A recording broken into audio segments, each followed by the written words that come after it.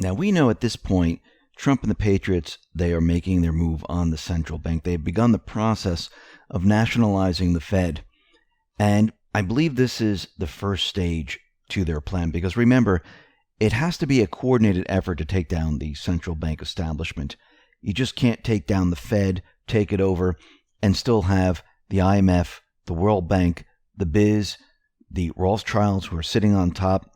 You need to have a coordinated effort to bring the entire system down. So I do believe that this is the first step where Trump and the Patriots, they are taking control of the central bank here in the United States.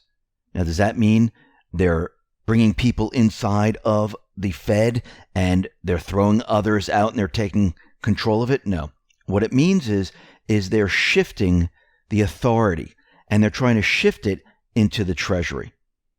And we explained that before in other reports, but they are doing this so they can end up restructuring it, and I think in the end, audit the Fed, because that audit would then show other central banks, and probably the audit will show where all these funds have been going, who's been controlling it, and we would see all of it come out into the light once that is all done.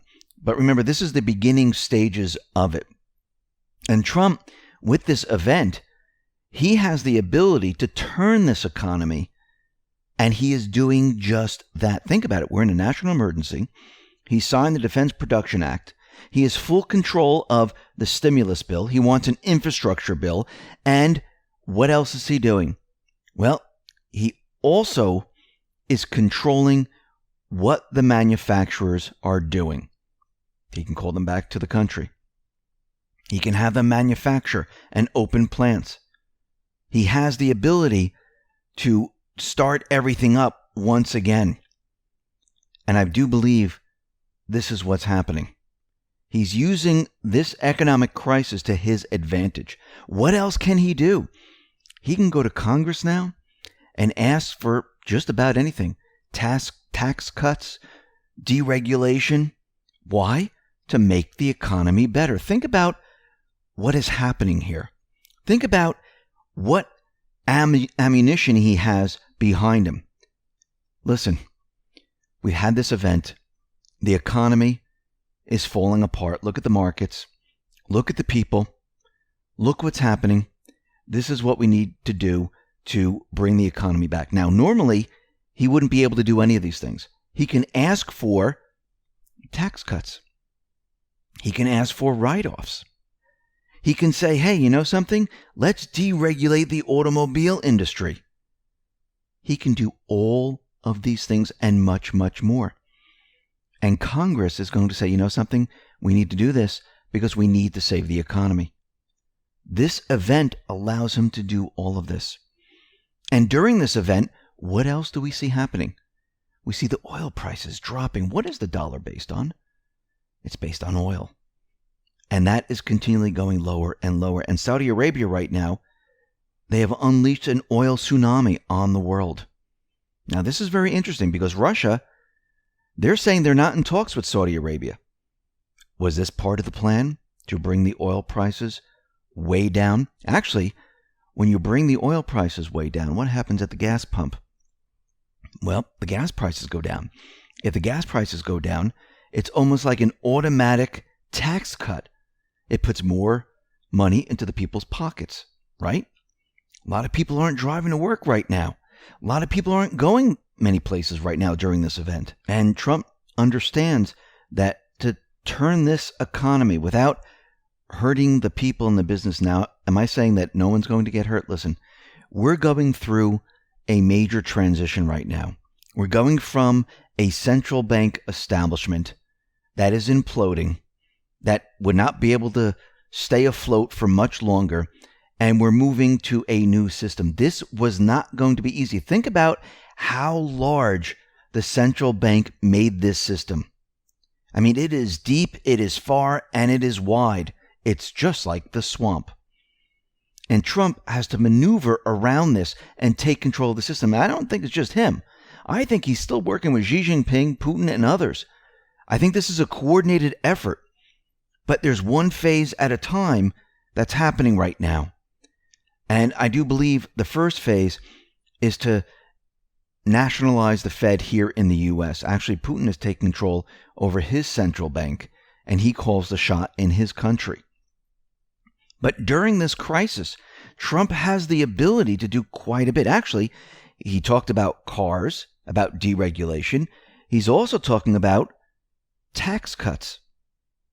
This is what he tweeted out. Congress must pass the old and very strongly proven deductibility by businesses on restaurants and entertainment. This will bring restaurants and everything related back and stronger than ever. Move quickly. They will all be saved. He is now telling Congress to save this economy. We need to do things that we normally wouldn't do. All those things that you took away, we need to bring back. We need to cut taxes. We need to deregulate to make this economy operational once again. And I do believe that he's going to get exactly what he needs. I do believe that he's going to use this event right now, as he's been doing, to mold this central bank economy and mold it into something that is usable. This is part of the transition. Because if we back up for a sec and we think about what he's doing, he's bringing the manufacturers back to the U.S. The USMCA is going into effect this spring, summer. Country after country after country is looking at the supply chains. Congress is now looking at the supply chains. The globalist model is now being ripped apart.